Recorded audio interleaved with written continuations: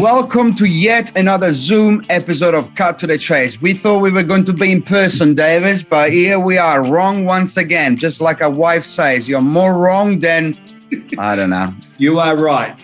Yes, that's right. Something like that. So, hello, good to see you again, Davis. We might have to do another one of these maybe next week, but hey, unless we got a bit of light at the end of the tunnels, right? Well, I like to say it's a dynamic market is the nice way of saying, is it going to go up? Is it going to go down? It's just dynamic because it's not staying the same. That's for sure. That's definitely not. Hey, look, today we're talking when the proverbial hits the fan, or to be more specific, when you got a grumpy customer. And gosh, have we had some of those, especially you and your 80 years of real estate, right? Yeah, look, it's always an interesting one. And sometimes the wisdom does kick in. I can remember early in my career, you get the odd complaint. And as a proud male, your first response is, you puff up the chest and you go, no, I'm not wrong. And then you get in this fight. And even though you're right, sometimes, you're always wrong in the customer's eyes because they'll only hear what they want to hear. They've already made a judgment. And it's not until you've been through a few complaints, and thankfully we don't get many, Diego, but when they do come, it's the way that you deal with them, the classic situation. Thank you very much, Diego. And here's what I've learned. So if you were making the complaint, Davis, I'm not happy about you turning up late to my auction.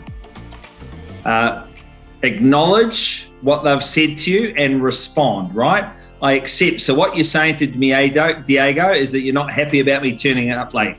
That's goddamn right. I understand how you feel, and others have felt the same way.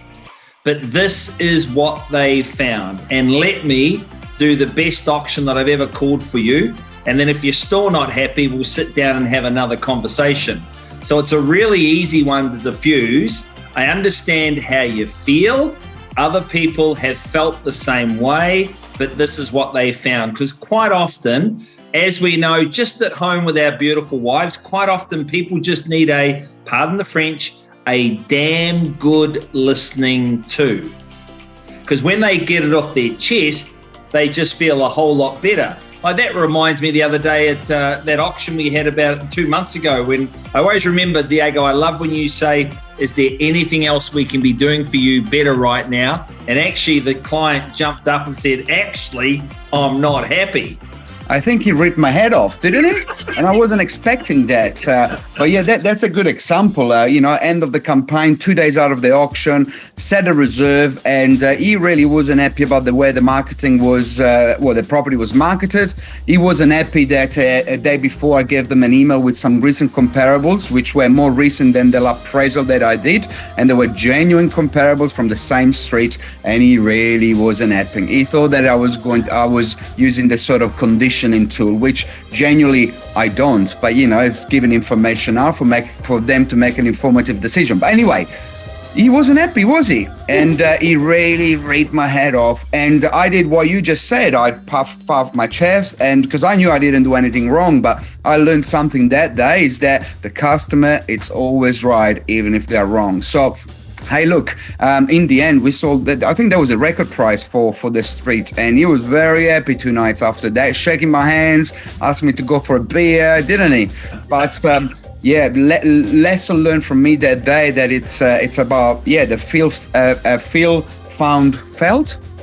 Yeah, I understand how you feel. Yep. Others have felt exactly the same way that you are. They're anxious, they're upset, something's gone wrong. But what they found is life goes on, work continues. And you've just got to always take the low ground. But early on, you always find that you have to take the high ground. What are the other lessons that I've never, ever send an email. How many times do people complain? How many times, and I don't fall into it much now, if I've got a complaint, right? If I'm upset about someone, tell one person, right? Ring them up and tell them you're not happy, or they ring you, but never respond with an email. Because quite often when people tell 2, 3, or 4 other people they're not happy, they're just after attention.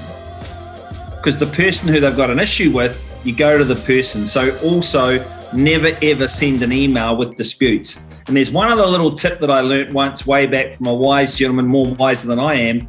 Sometimes you're cornered, right? You're not expecting it. G'day, how you going? And all of a sudden they are, in your words, ripping your head off. I understand how you feel. Others have felt the same way. Look, I'm going to give this feedback the time that it deserves. Please just let me go back to my file, find out what's happening and what has happened, and I'll ring you back in 30 minutes and I'll come to you with some solutions, Diego.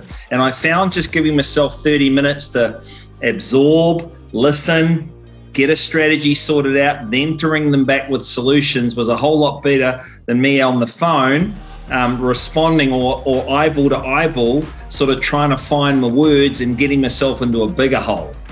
And it's interesting that you say this because I remember this one time I had this property on the market and the auction passed in, and the vendor kept asking to put an overlay sticker on the signboard that said price by negotiation or remove the auction part of the signboard. In my head, wasn't a big deal, wasn't on the main road. Nobody would have seen the signboard. She asked me twice. Then she didn't renew the listing. And the reason why is because I did not listen to her, and it was such a small thing, but for them, it was a big thing. So for me, lesson learned from that point is if somebody asks you something, even if it's a very small thing, for them might not be a small thing. So listen, acknowledge, and basically fix the issue for them, so they feel that you're resolving and you're actually listening to them, right? Because that property then was listed by the next agent, and I should have sold it myself. But such a small thing, right? But we learn from our mistakes. Oh yes, he who comes second gets the cheese in real estate, that's for sure. So that's, from a wise old head that I've made more mistakes than most. Yeah, there are some of the strategies that I've always used that help me from time to time when I get things wrong. Thank you for watching. Like, share it, and tell your friends about this podcast. We would love to have more people watching. And if you don't like it, we'll give you your money back. Until next time, stay safe. Stay safe. Cheers, Diego.